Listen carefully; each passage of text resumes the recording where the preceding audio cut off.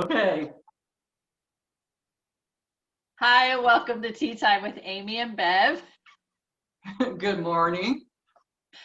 So Bev just told me a story and I'm like, you totally got to share that. So you're up, sister. So, we have those days sometimes where we think things are not going very good. I couldn't get my hair to go right. I couldn't get my makeup to go right. I seemed like I was missing part of an eyebrow. And then it was like, then the music's playing. You're perfect just the way you are. I was like, go fuck yourself today. Thank you. Thank you. I don't know who you are playing this song to me right now, but you know what? No, it's all good. It's all good. I'm here. I'm not I'm feeling in. the beautiful at the moment, damn it. Wow, thank you. That's the start. That's the start. But we gotta laugh it off, right? It's more fun that way. I love it. No, I love it that we can come together and share stories like that and laugh because we do know we are beautiful. But in those moments of trials and tribulations, you're just like all balled up and you're just like, I don't want to hear it. So, but then when we take a breath, you go, you know what? I know. It's true. It is true. It's crazy when you say that because how often do we kind of question our looks and everything else? And I think it's just because we've judged ourselves against so many other people or have expectations to be like others instead of just being happy in our uniqueness, really. That's probably the most important because we all have our own looks. I mean, and we're beautiful. We're beautiful in millions of different ways. It's not just in one way, but it's like we get caught into this place. And then we think that we're not good enough or we're not worthy of stuff. And it's like, I believe in God, and it's like, and I believe in that I'm, set myself up before I got here. And I'm not saying that everyone has those same beliefs, but we were created. So how dare us, for me, so many times, how dare I ever tell myself that I was less than when I was created in the likeness of, or created in this beauty just because I'm not like everybody else. But I've gotten lost there a majority of my life.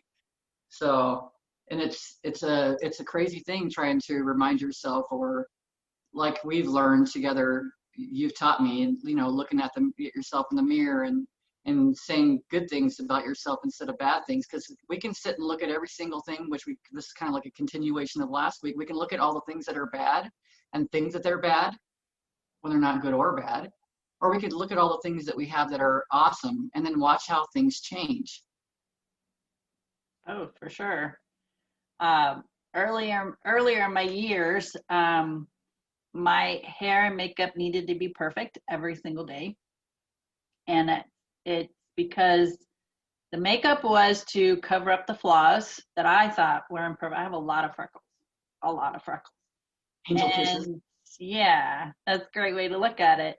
Um, and the hair needed to be perfect, and it wasn't until I started the journey of Louise Hayes look in the mirror and say, I love you, I love you, I love you, I love you, I love you exactly as you are, right? And just keep saying that.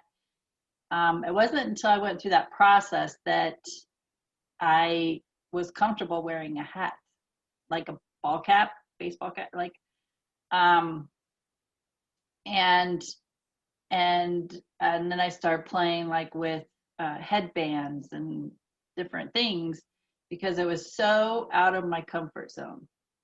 Just wearing a hat was so out of my comfort zone. And now I'm like teaching yoga. I got a headband on. I am teaching yoga about 2 to 4 days a week. I don't even leave the house. So my hair is everywhere. Or I put a hat on. If I know I'm going to just run to the store, I put a hat on. So it's, and I was learning a lot of this too from Sunny Dawn Johnston. She's been a mentor to me for about 12 years, somewhere in there. And she shows up on her live videos and she's got a headband on. She's got longer hair. And so she's got these, she calls it a rat nest. Like her hair is just sticking out everywhere. She's like, that's not what it's about. Not what I look like. It's the message I have. And So learning that from her as well it's the message. And if you are looking at this and judging me by this, you're missing the message. So it definitely has been a journey for me to practice the I love you. Took me quite a while, and this was in my 30s. It was probably my late 30s when I was really comfortable with just saying I love you. And I could actually stand in front of the mirror naked and say that. And I tell people that, like, graduate yourself from a little mirror where you can only see your eyes, and then graduate to bigger mirrors. And then the ultimate test is to just stand there naked and look at a full length mirror and say, I love you exactly as you are. So here's the deal, right? There are hair products. There are beauticians. Skincare is I know it was at about a $7 billion a year business industry. Skincare, ladies, men, skincare, right? Invest in your skincare. And then, take care of your body. But I do know, and I've shared this before, I do know, and I am fully a belief in this process because I've seen it myself, not only in myself, but other people, actually witnessing physiological changes in people's, their skin tone, color, vibrancy, that when you do a process of releasing those negative emotional attachments to the past, like, it lifts that heaviness, that tired, like, all that emotion makes you tired, exhausted. And where does it show up? In your eyes, those bags. I am infamous for having dark circles under my eyes. But they're not as bad now. Like, when I have no makeup on, they're there. But they're not as deep and dark as they were when I was struggling, emotionally struggling. So not only does the healing process relax your body, because we know stress is very detrimental to us in so many ways, but release, so it allows your body to relax more. But the vibrancy here, like your eyes sparkle, people can see that in you, and that's when they will ask, what are you doing? You look amazing. And then when people tell me that, the first thing I tell them is, did my work. I did my emotional work, right? I mean, because then they want to be curious. They want to know.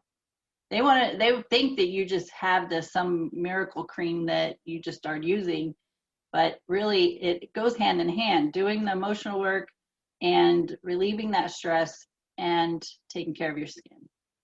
Yeah. Being aware of the story. Here and drink coffee. Be aware of the story. Be aware of the story that you're giving yourself, or you're telling yourself, even as you're putting that makeup on. If you're thinking, or you're putting your creams and stuff on, you're thinking, oh God, man, I got these lines.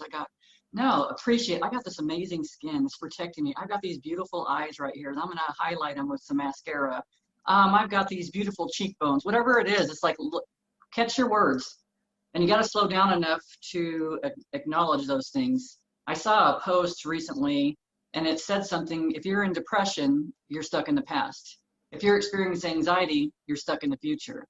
If you're in peace, you're right now. So it's like just simple gauge, right? It's a simple gauge for our lives. And it's really just taking the time to pay attention and listen.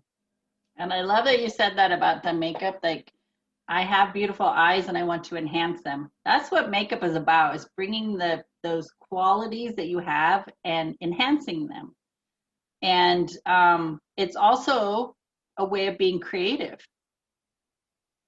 I like makeup because there's so many colors, and it's like, how am I going to be creative with this today? Now, I have a set template of how I put my makeup on, but trying different colors. Colors for brown eyes, the colors that help the brown eyes stand out is different than the colors that are going to help the blue eyes or the green eyes stand out or hazel eyes, right? So being creative in that process could be fun. But yeah, it's a matter of, are you looking in the mirror and just going, oh God, I gotta cover up those freckles. There are so many. No, I'm just like, whoo, look how vibrant my eyes look today. I'm just saying that in the moment, but it's like having fun with the makeup. I mean, that's what we do during Halloween. It's true. Blob all that stuff on to be creative, to create some kind of costume, but that was playful. But then on your day to day, you're going, ew, bleh. I got so many wrinkles. I got so much dark circles. No. You need to get past that. But it's being aware, right? And a lot of times we don't even know we're there. I was just talking to my cousin recently, which I hadn't talked to for a very long time, actually. And she was telling me that my energy just feels so much better now. She said it just feels so happier and so much lighter. And she was telling me that, she says, I noticed before that you seem like you're depressed. And it's like, what? And I told her, I said, because I just didn't say anything to you before. And I said, I don't know, for me, I don't know that I could have been receptive to that. Because my first reaction would have been like, what are you talking about? I am not depressed. But when you stop, we talked about this a little bit last week too, when you stop and look around yourself and you see, how does your house look? How does your car look? How does your desk look? I mean, that's a good story. Do you have trash laying around everywhere in your vehicle? Are you, I mean, really, we don't even recognize it sometimes that we're going through these places. When she says that, she told me, I hadn't talked to you because I felt like I was going to bother you. And I said, at that time, I think that I couldn't have taken anything else. I always thought that I could handle things fine, but now when I look back on things, I couldn't have handled another thing. I didn't have any more to give. And that goes back to us talking about before about being depressed and stuff and being so, I don't know, it feels so stuck when you're like that, but we're still going through a growth, and it's like, that's okay. It's okay. It's just not to be so hard on ourselves when we go through that. We're going to all have times, but it's to recognize, oh, I'm just having a time right now. I'm having this moment. And then noticing when, it was nice that she was honest with me about it, and listening to people when you know that they're coming from a good space, from a good heart space, really, and to let you know that. Because you've told me a lot of things too, and it's like you've always came from a good heart space, so I never took it incorrectly or as if it was a bad thing. I actually look at it more. But back then, and I say back then, that was probably like a year ago. That was probably like a year and a half ago. It wasn't that long ago that I was in this place. And it's like, I feel like I'm in a different space, which is awesome. But it was nice that I had someone close to me that could say that. And I was able to reflect on it now. That goes back to, what can you hear? Whenever when you're ready, you can hear it. I had that. I had a class a couple years ago that I facilitated. It was a meditation class. And in my meditation class, I do talk about how the stress affects the body. And just like Louise Hay, our pioneer, teaching us that our circumstances, those emotions we put into our body and hold on to them, is what creates that stress and then creates those physical problems. And I had a lady in the class, and she was there being supportive of somebody else to get this other person to go. Now, in my head, and my belief is everything happens for a reason, and there was a reason why she needed to be there. But she's an athlete. She's well known in the community, and she's very guarded. Like you could just feel the walls of steel around her. And I had one moment. I'm like, I have one moment to say something to her that hopefully she can hear. And so we're sitting there, and I start talking. And as I start talking about stress and getting into some stuff, she started going, holding her stomach, and she's like, I'm not feeling good and all this. And I said, are you open to hearing what that is a representation to? she said yes, but she was very guarded in receiving that information. Like, there is a very thick wall there. I mean, it is so thick. And I said, they're just, having stomach issues. And I wasn't just looking at her, I'm scanning everybody. And this, I, explain, this is a process that when you're having stomach issues or digestive issues, that you're just having a problem digesting life. And to me, I'm just like, that's it. I mean, if I have that awareness, then I can do something about it. Otherwise, I'm just going to be sick. So I said a little more, and she sat there she's just like, I just don't feel good. I'm going to go. And off she went. She left. So here's this person she's supposed to be there to be supportive of, and but I think with the whole, with the conversation I was having about stress and about your perspective about life and your experiences, like that started drawing up and shifting that energy in her, and her stomach started getting upset. And then pointing that out to her, she was not receiving that well. And she didn't want to hear it. I could tell she didn't want to hear it, but it was like, I have this one moment. Because she's done this to me before. She's come to another class of mine and was there to be supportive of somebody else. So it's like her spirit saying, you need this, but her human self is like, fuck you, I'm out. I don't want no part of this healing or emotional crap. She's not an emotional person. She's like, she's very strong and, very masculine energy. And it's just like, no, I don't want any part of this. But and like I said, in my head, everything happens for a reason. There was a reason why she needed to be there. But she wasn't giving herself the opportunity to open up to it. It was an excuse that this other person, like spirit, will work in its way to get you to be somewhere. So if I say, oh, I'm here, I'm Bev, this class is happening, I think it'd be amazing for you. And you're like, well, I don't want to go by myself. And I go, okay, well, I'll go with you. It wasn't for you, it was for me. But if people are open to that and their spirit is just like, God, you really need this, as your spirits, your angels and everything are drinking wine every night because they're tired of your bullshit. I just imagine that happening. That, the friend was a means for your spirit to be guided to be there. And I live by good, bad, indifferent, ugly, doesn't matter. I live by, I'm in this moment for a reason. Something in this moment is for me. There's something for me to learn, to expand from. So, but we have the choice. As our human self, we have the choice. Do we stay or do we run? It's true. This person you're talking about, I don't know who this person is, but for me, it's familiar territory, because that's how I lived a majority of my life. I did. And it's interesting.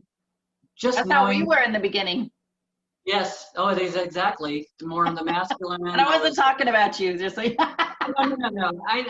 I know, sister. No, it's like, it's just recognizing all that stuff too. And it's even then when I couldn't hear things, let's just say that was my experience. Even though maybe that was all I could hear, right? So when I think about this and you're talking about it, I'm thinking about, I'm having I know that means I'm having problems digesting life. And it's like slowing down, because maybe we're trying to give ourselves too much, take smaller bites of life so you can understand. And maybe that's all that she could handle at that time, because I know I've been in places that's all that I could handle at the time. But also being that person, it was so easy for me to give out advice to others. And I was not a listener. I was a talker. Yep. Like, it was just, oh yeah, well, I was just more than happy to give them their advice. But recognizing when we're in that space, because I was that person. I was that person that couldn't hear anything else. But I would give out advice all the time. And I always knew, oh, you should go to this class. I would feel the same. You should do this. Knowing that if I was listening to my advice, that advice was for me. Mm-hmm. Oh, and that's the I thing should go. Yeah, that's the thing I would tell probably lots of people. It's like, listen to your words, because it's like there is such value in it. If you feel like it's value for somebody else that you're giving information to, it's value for yourself. Like, hear what you're saying. I tell people, you need to go take better care of yourself, or you need to, okay, I need to go take better care of myself. Yeah, because I'm certainly not perfect, and I'm certainly going to keep, I've been in a routine for my whole lifetime. So it's like changing those things. It's just one little step at a time, taking a smaller bite so you can digest it a little bit easier. It's just small things at a time. It's not, when it feels overwhelming, step back. Yeah. Yes. And we know if we're not ready to hear something, we're running, the door's slamming behind us. That reminds me, I'm rubber, you're glue, and so it's like whatever you throw at me, it's just going to bounce off, and I'm peacing out. Yeah, Like I won't catch any of it. I won't catch any of it. Just like the song today, "You Are Beautiful," is like, I'm not here. I don't want to hear you right now. I just don't want to hear you right now. Yeah, it's like, really, because I was so all wound up and getting ready, and it's like things weren't going right. It reminds me, because I've had my hair's changed over time, and a lot of it's been due to stress, because we talk about being guarded and being stressed. We don't recognize what you've had us walk through exercises before, or me walk through exercises in a classroom setting. How if we hold every muscle tight in our body, and a lot of us don't realize that we're doing that all the time. So we're not even allowing, even if we're taking deep breaths and we're all guarded like that, we're not allowing anything to flow in at all. We keep ourselves in a stuck state, and it's like you're immovable. And how long, seriously, how long can you hold that state before your body just absolutely screaming at you, I'm done with your shit? It's like, I can't. Your body just can't take any more of your stress, and that stress comes from your thoughts. So we go. No offense to you, but we think, oh, my body's so stressed, I need a massage. Yeah. Oh, my body's hurting, but it's hurting because of the stress. But because it's hurting, I need to go to the doctor and get something to relieve it. The quick fix. The pill. The Band-Aid. Pill. Yeah. And I'm like a Band-Aid, really. No offense to me. A lot of times I am like that Band-Aid. It's like but until a person's ready to handle life, until a person's ready to allow themselves to catch a breath and give themselves some space, there's only so much that any of us can do for another. I love the chiropractor. I might be one person out of many. Absolutely, I just love the chiropractor. If something's going on in my body, I don't go to I go to the chiropractor. But here's when I was in the space of all my turmoil, in the middle of it, I got injured by means of being pulled behind a boat on a big raft. And the guy who was driving the boat was not being nice. He was like going fast and doing these, making these circles, going fast in the waves. And oh my God, it was just beating us. There was like 2 or 3 of us on the tube. And I was hanging on for dear life because I was scared to death to let go. But then my body was just like, I was exhausted. I couldn't do it anymore. So finally I just let go. So the outcome of all that was my back was just unbelievably out of whack, and it was hurting so bad. So I went to the chiropractor first time. Being to a chiropractor, took a X-ray of my back, and my spine, he said, looked like he took a dish rag and twisted it, like wringing a dish rag. So he worked with me, and I went and it got it back into good condition. But shortly thereafter is when I started reading these books, like getting into reading these books, and periodically still feeling the problems with the back. Now the back is our support system, so anything that has to do with support is where it's going to show up in our back.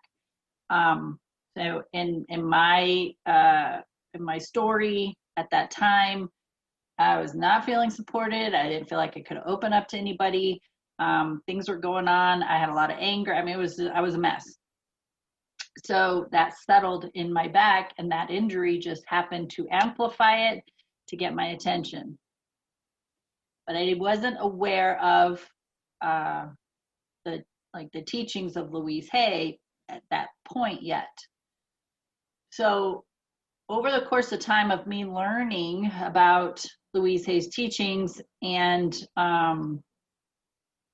still going to the chiropractor periodically, it was pretty common that I would go like about once a month, once every other month. It was pretty steady. But the more I was releasing these belief systems and these thoughts and changing my belief system and doing my healing process of past experiences and just going through all this, I was going to the chiropractor less and less and less. I went to the chiropractor once earlier this year, and then it had been, I think, over a year prior to that. Like, it's been long spans of time.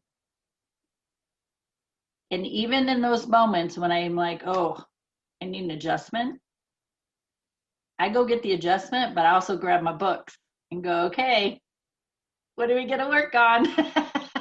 What emotions coming up now? What's your belief system? What belief system are you holding on to? We got to shift this energy.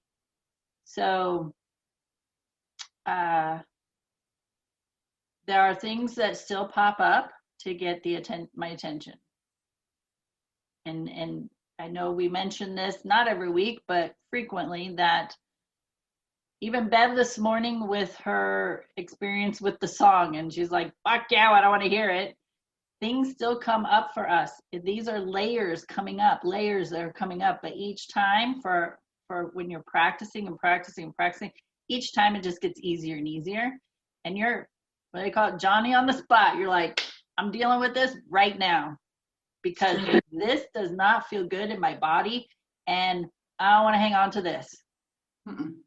If my body doesn't feel good, if I feel like I'm suffering in some way, you got to go. So that means I have to do the work. I have to do my internal work right now.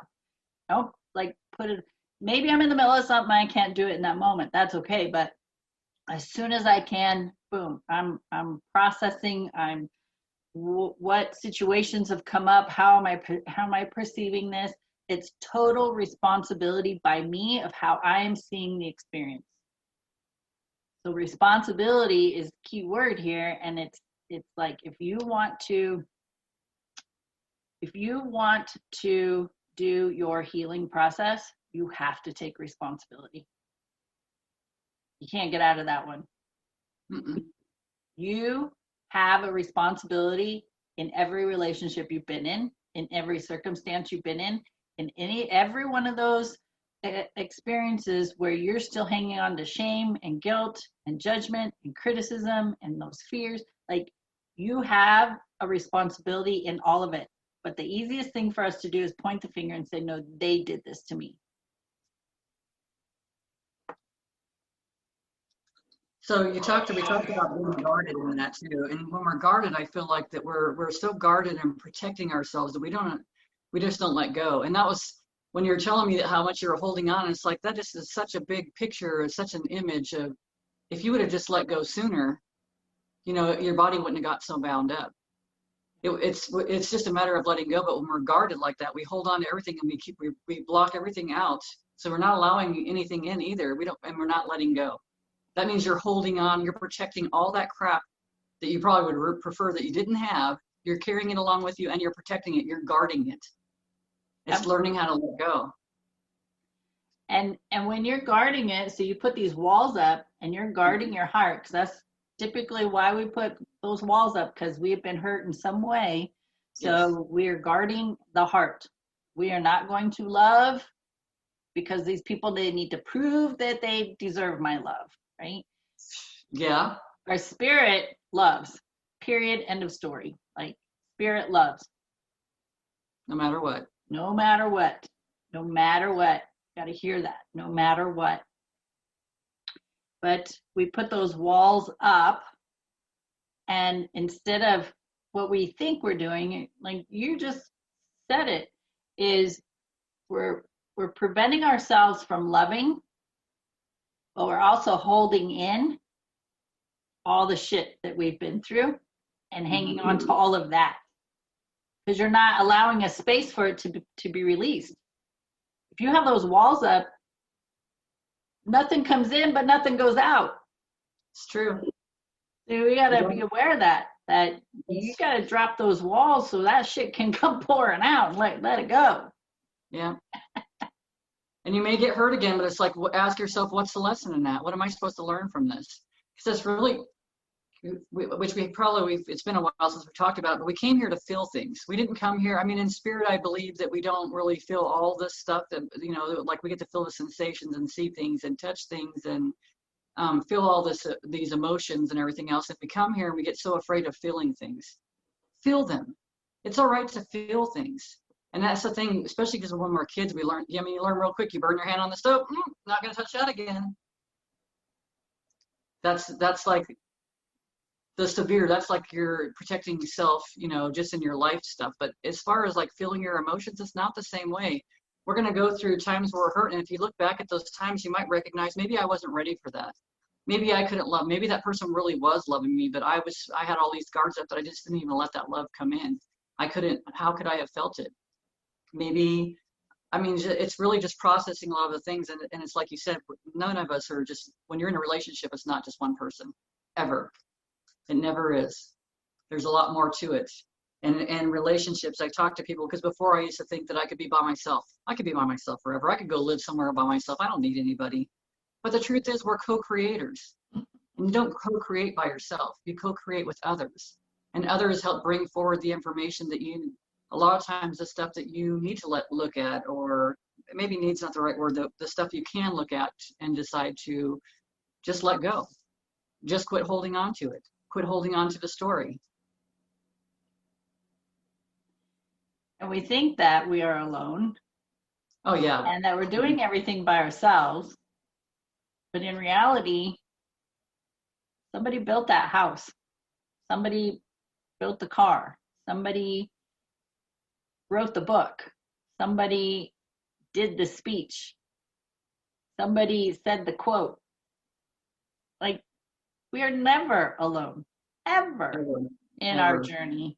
And when you think you're sitting in a room, like we're each sitting in a room by ourselves, I still got my universal team with me. Absolutely.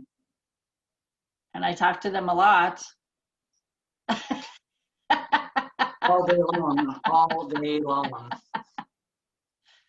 Like, how can you help me make this easier, right? Just never alone, ever. And it took me a while to grasp that too, because when I was in my story and in the struggles, that's all I thought about was, I'm so alone. Nobody would understand. Even if I told somebody, they wouldn't understand it. They would say it was my fault. They would think I was crazy for doing what I did, and then taking all that blame.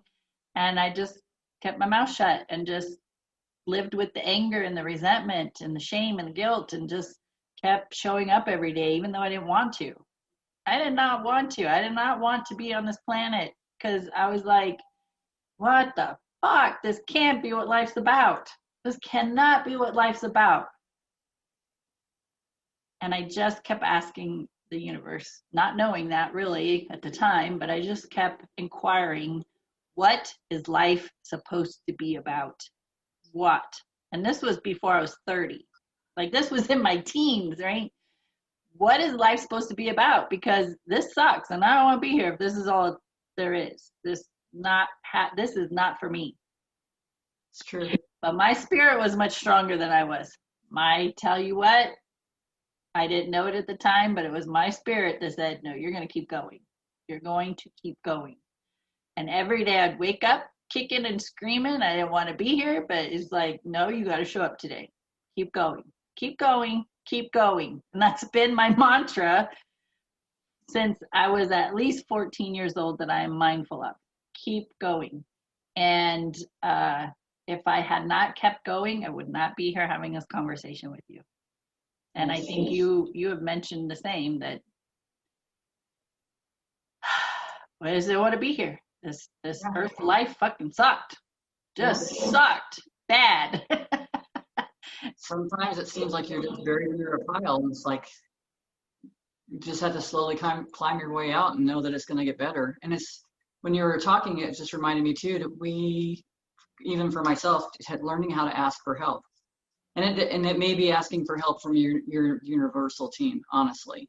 It may not always be asking for help outward, but it's also allowing yourself to receive it, and it's also allowing yourself to hear it.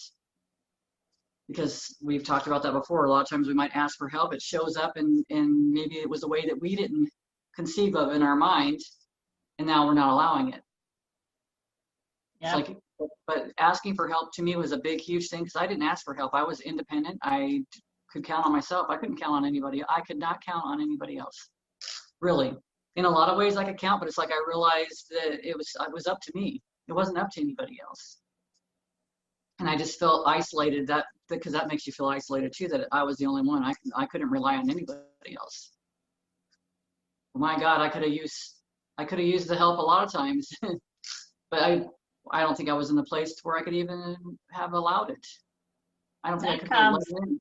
A lot of that too comes from, I know this to be true about you, so I'm going to say it comes from our independent upbringing. Like, I was very independent from a very small age. Yeah.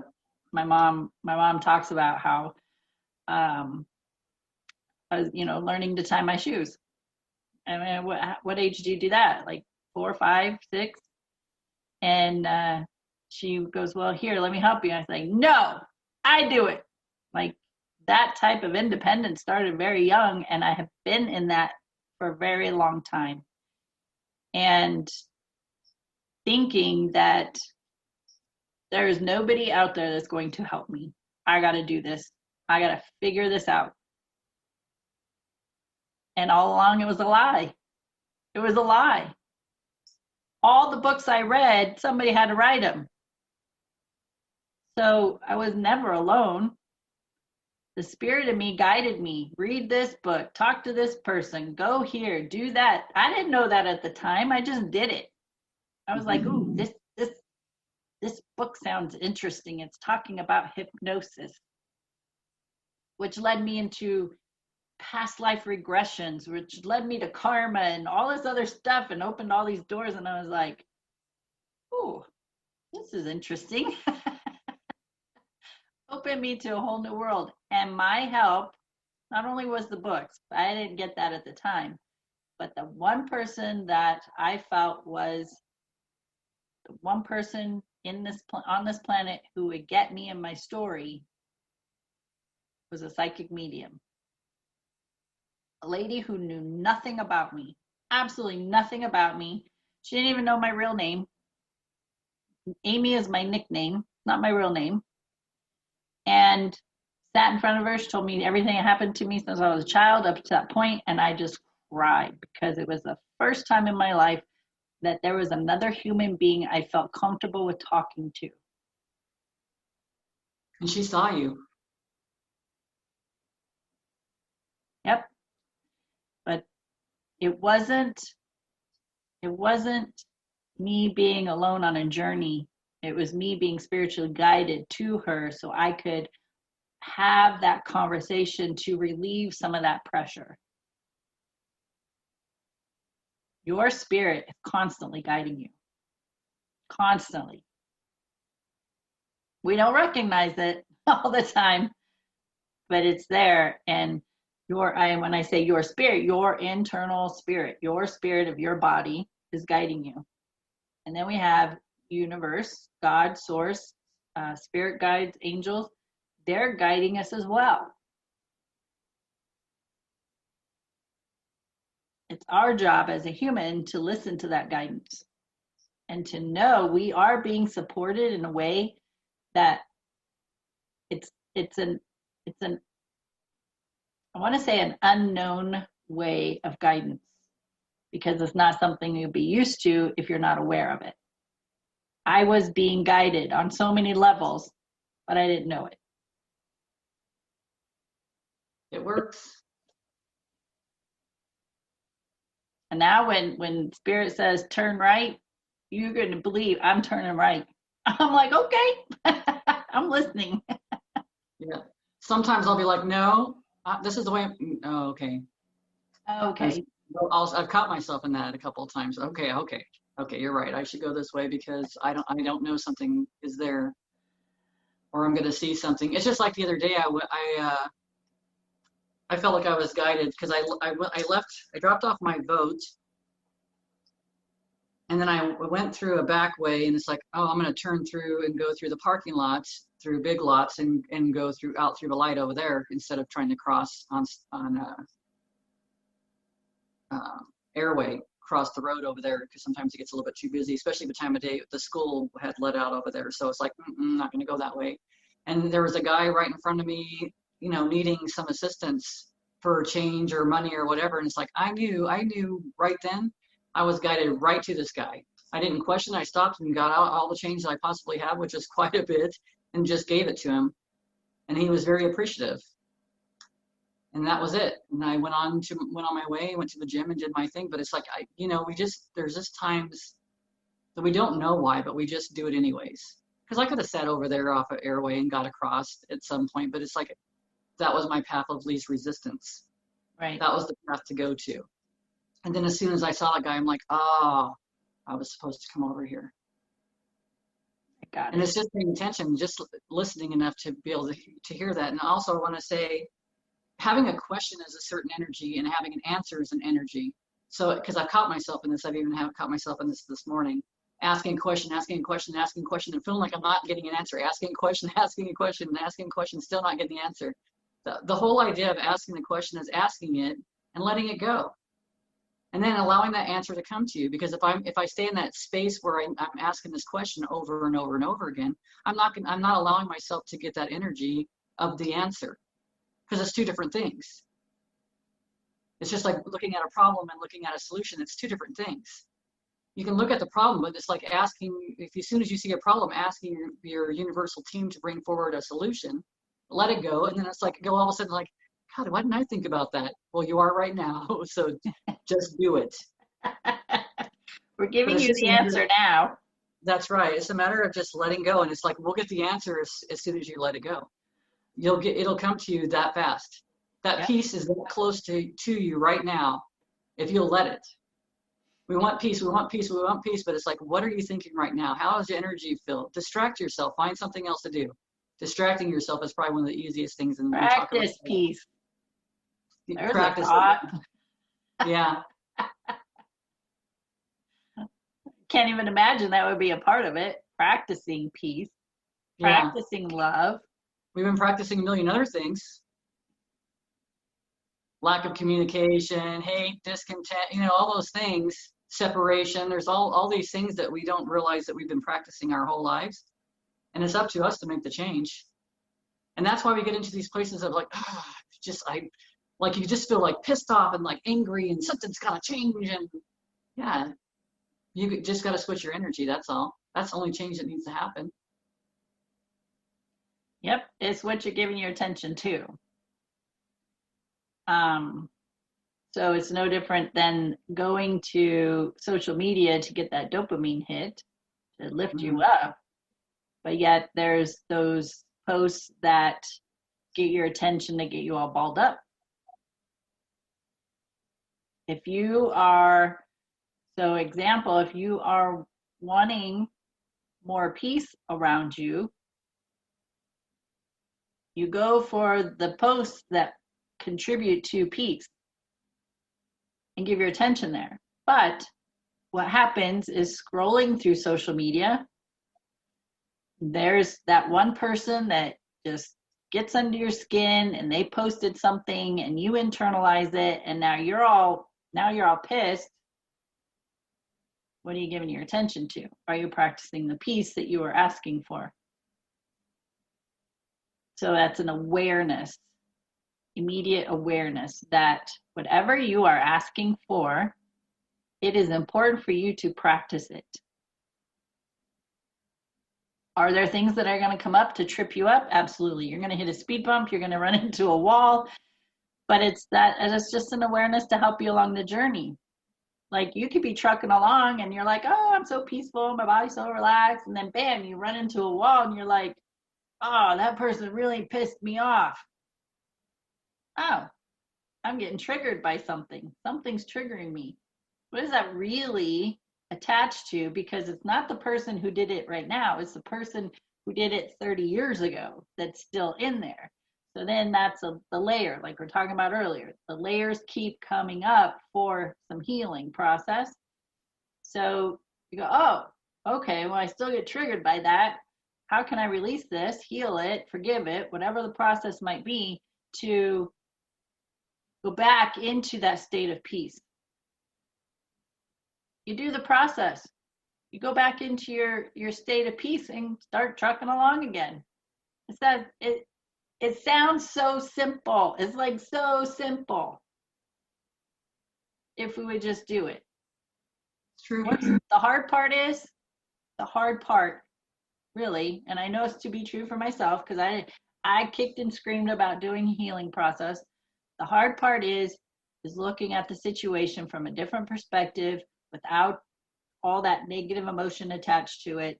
Like you're watching a movie, watching, at a theater or something, just watching the actors in the play and how it all played out.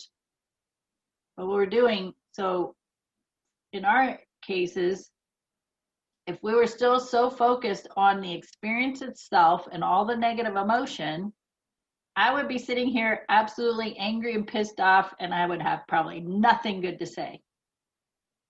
But what those experiences did for me was put me on a healing path so that I can be here and say, I didn't want to be on this earth. I wanted to end my life. I had so much anger in me. My body was hurting, like all these things that were against me. But I took the steps to heal that. I took the steps to pay attention to me and heal my body, relieve that stress, release those emotions so that I could be here to help guide others. So had those experiences not happened, we would not be here. Mm-mm. It's true. Same for me. That's why I say I wouldn't give it all back because it got me to where I'm at right now. Really. I'm telling my universe right now, my universe team right now, I want I want an easier life next time. I want an easier life now. I think we've seen so much and done so much, and we gained so much knowledge, and it's really just practicing it more on a regular basis and not sometimes getting swept away with the current or us trying to go up the stream instead of just going with the flow. But it's like, I want it easier now. I'm ready for it to be easy now. And for me, it absolutely is. Yeah. Oh, in comparison, absolutely it is. Oh man. Like sometimes we like being miserable. We like being stuck in that place. I mean, seriously, I think that otherwise I know there has been times that I've been in a place and it's like, like sometimes you just want to be pissed. Sometimes you just want to be angry. Throwing up all over everybody with your anger. Of course, you regret it later on because you're not in that same energy anymore, but we don't have to feel that. And that's where not being afraid of change, right? A lot of times people are just afraid of change. Man, change is awesome. Change is not a bad thing. Embrace it. Because we wouldn't want to stay where we're at. I'm glad I'm out of diapers, quite honestly. I'm glad that I'm not wearing the little toddler shoes anymore or the little doll dresses and stuff. I'm glad I've evolved, a lot. So it's like change, right? I'm glad that I've gotten to go through all this growth and change. Learn how to drive, that's change. Like get new jobs, that's change. You've talked about your son and it's like how he's had different jobs, but it's like each job has helped to develop him. It's like for all of us, each experience has helped to develop us. And it's not good or bad. It's just an experience. Absolutely.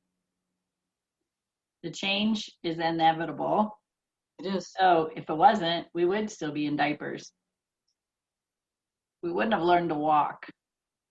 We wouldn't have learned to how to do an interview, right? So it's like change is something you can't stop. Mm-mm. You can't stop that. Where your body is changing every moment. Every Yes. moment your body is going through a change. So embrace it, absolutely, and honor it.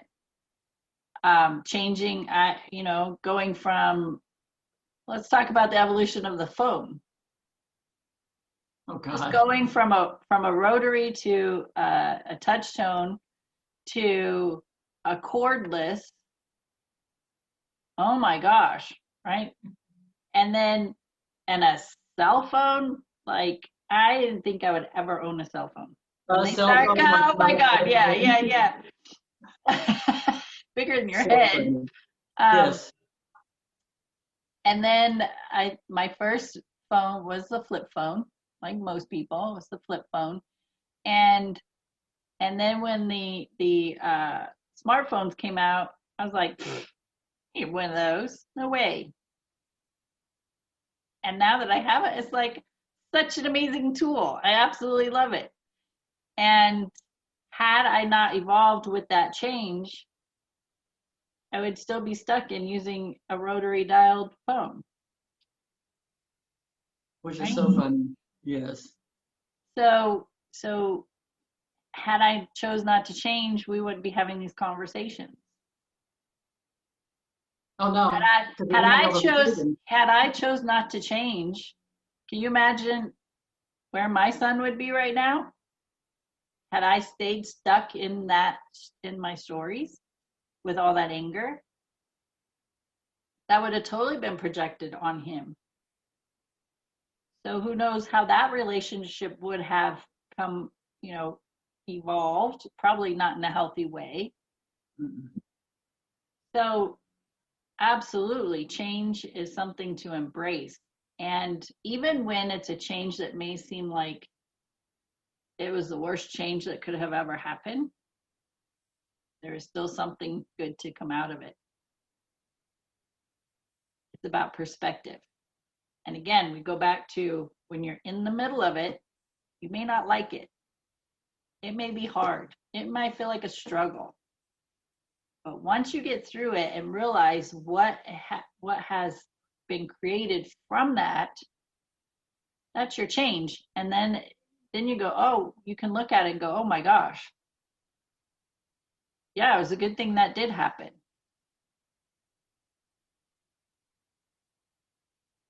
I agree.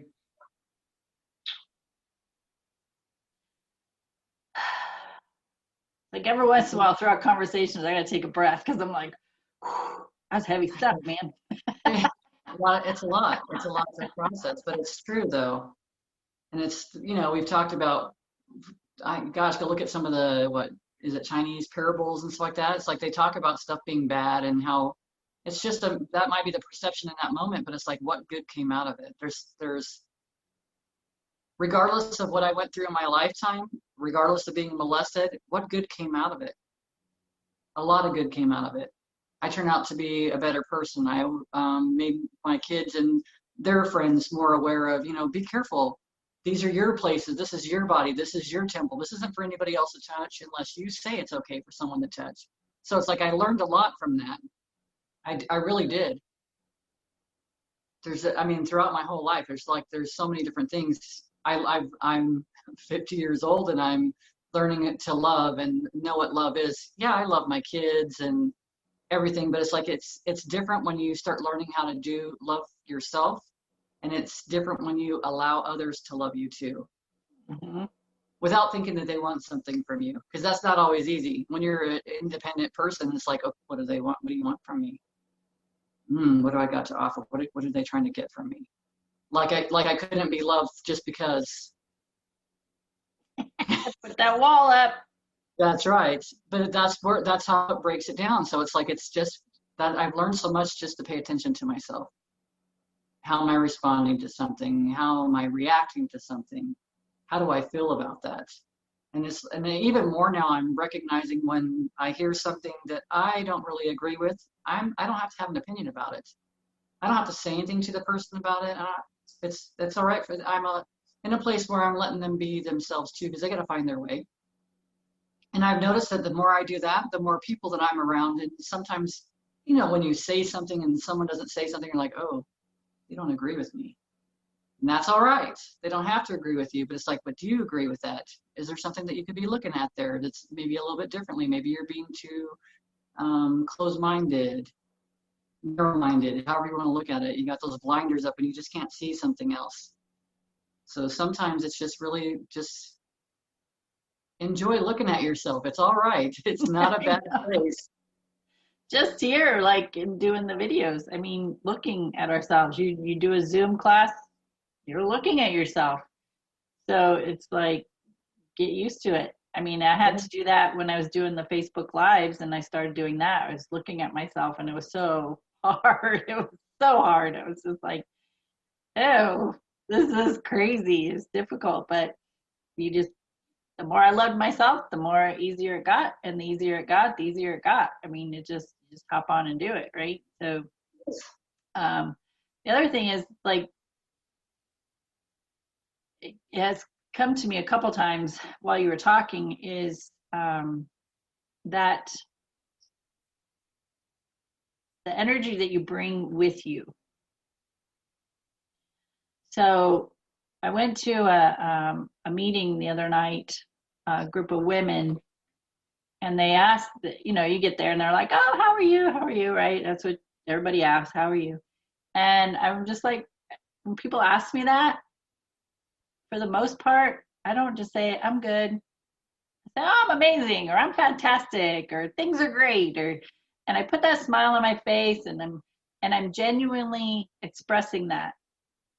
And I had a few people tell me, you're always doing good, right? Like, they were just like, you're just always doing good. And I looked at them, I said, that's interesting. I said, sometimes I do wear a mask. And they're like, not very often. So they feel that energy. It's the energy that is coming with you. Yeah.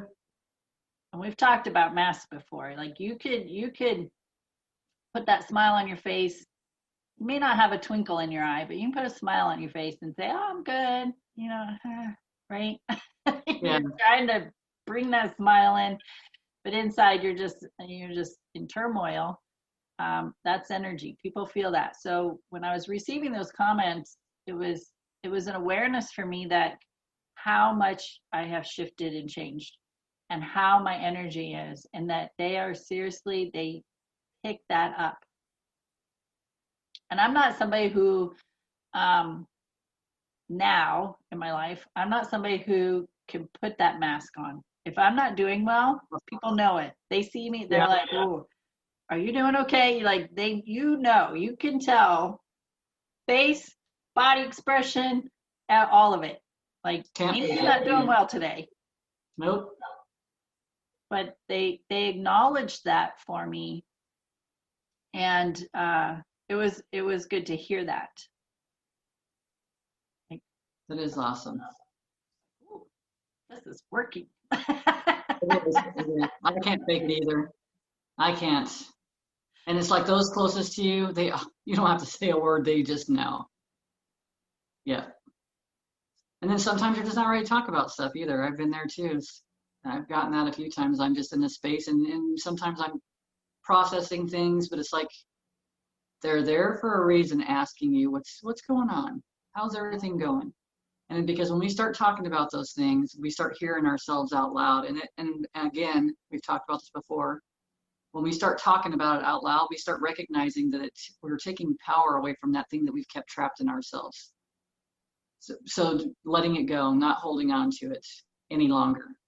Yep. And as soon as we start to talk about it, and just, this is a good message for myself, just remember that when someone's asking you what's wrong, just start talking. Just start saying something. Because whether they're going to be the ones that help you through it, or is it just going to be more that you're going to help yourself through it by hearing it out loud, or by just releasing it, by just letting it go. because my practice was to hold on to everything. My practice was to be guarded. My practice was to keep myself protected at all. I mean, no matter what. No matter what it took. I don't care who you are. It's like if I felt like you were going against me or anything like that, push you away. It's like, because I'm ready. I'm in defense mode. I'm ready to, let's go. Let's do this. What is it going to take? And now it's like learning to, I don't need to feel that way because it feels like shit. And it's just nice. I've done it too many times now to start talking about things. And it's like, it feels like, why was I so upset about that in the first place? Why was I holding so tightly onto something that it wasn't serving me? Because we spin the story a lot of times, and then we go down, we just get on the hamster wheel and we freaking start hauling ass in a direction we don't want to go into. It's uncomfortable, and that's how you know it's uncomfortable. So talking to someone, now, of course, not in a situation where misery loves company. That's not the where you want to have those conversations. It's really being aware of being with someone that comes from a love space, an unconditional love space, non-judgmental, listening. And it's like, we know everybody knows those people in your life. Yeah, for sure. Yeah. Yeah, absolutely. And even so, when you're by yourself in a room and something comes up, I know I can process something more if I'm talking about it out loud than if I'm just holding it in my head. Yeah.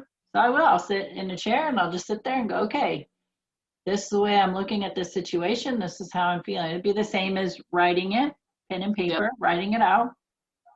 But instead I just talk it out loud and okay, Amie, well, why are you feeling this way about this situation? What's really coming up for you? What is it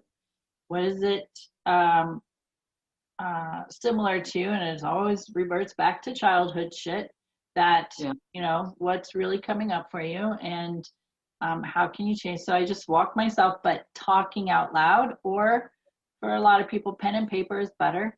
But now I'm like processing right now. Like I'm really, really quick at things now. And just having a good conversation with myself. Yep. I agree 100%.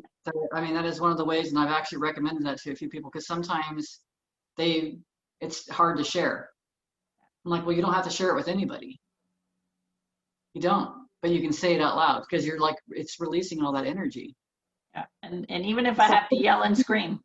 Yeah. Oh yeah. Sometimes yelling and screaming is a necessity, but I haven't had to do that in a very long time. Thinking about it right now, I'm just like, I haven't done that in a long time. It's been a couple of years, I think, that I've really had a good scream, like really pissed scream. Like, it's been good. It's been good. And interesting enough that having those conversations out loud, you're still not alone. Your universal team's around you. When I say universal team, that encompasses God, source, divine, angels, guides, ancestors, your loved ones of transition. So I just use universal team to encompass all of it. They hear you. And then what happens next when you turn the radio on and it's like, you are beautiful. It's just what you are. It's just like, oh, you guys are so good. I can't tell you how many times I've been thinking about something and I'm a Pandora listener, so I turn Pandora on, and the very first song, the very first lyrics that come out is whatever I'm thinking. I just go, oh, you guys are so good. And I smile, and I'm just like that. Like, you guys are so good. And it's so exciting to me because I'm like, I'm hearing it. I hear you. I hear the message you're bringing me. So that's fun. That's playful to me. I have fun with that. Well, but that's a good thing to talk about, though. It can be fun. It doesn't have to be all serious all the time. No. We can laugh at ourselves. Laughing is so much more fun, and it feels good. The release feels good. All of it. And laughter is just another form of release. Yawning is release. Crying is release. Going to the restroom is release. We release in so many ways. It's crazy, but it's just enjoy it. Have fun. God, I didn't need that crap on me anymore anyways. Let me dust that crap off real quick. Right. And the more you acknowledge that And the more playful you are, the more you get. I mean, it's Yeah. not necessarily the more you get, but the more you'll recognize and see and The acknowledge. more peace, yeah, the more peace you receive, actually, you get into more of a peace place. Yes, so fun.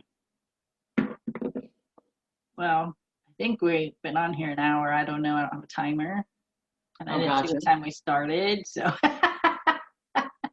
Gotcha. I want to tell you while we're on here, still recording, that the past 2 weeks we have been on here for 1 hour and 8 minutes. So Oh, that shows up as 108, and all three of those numbers are numbers of infinity. They never end. So I just wanted to point that out. that's awesome. It's not like That's we awesome. planned it. We just go, okay, that's it. We're done. Have a great day. Thanks for being with us. And then when I go back and do the, do all the other stuff, I'm like, oh, 108. I'm a numbers person. Like I pay attention to these things. Yeah, that's Anyway, awesome. wanted to share that with you. Thank you. You're welcome. All right, my friends, thank you for joining us. Amie and Bev with Tea Time. I said it backwards. That's twice now. Tea Time with Amie and Bev. Anyway, hope you have a great week. Thanks for listening. And we That's right. Love you lots. Bye.